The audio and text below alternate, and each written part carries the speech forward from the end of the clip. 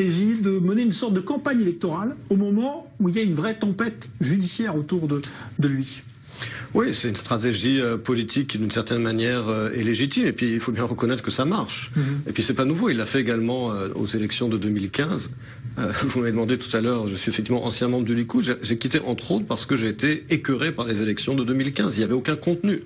Il n'y avait aucun débat. C'était uniquement dans les motifs. C'est eux contre nous. C'est toujours l'ennemi extérieur et intérieur contre nous.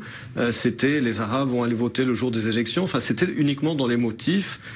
Essayer de créer une espèce de mentalité de tribu contre un Premier ministre qui serait attaqué de toutes parts, alors même qu'il ne faut quand même pas exagérer, il est quand même au pouvoir depuis 12 ans si on inclut les années 96-99, comme je l'ai dit, il y a quand même des médias qui sont de son côté, donc il ne faut pas non plus exagérer.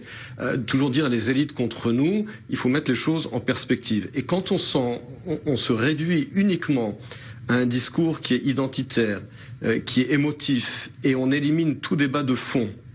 Et j'ajouterais également qu'aujourd'hui, un des pièges dans lequel, à mon sens, la droite est en train de tomber, c'est que justement parce qu'il y a cette obsession de la gauche contre Netanyahou, ce qui est vrai.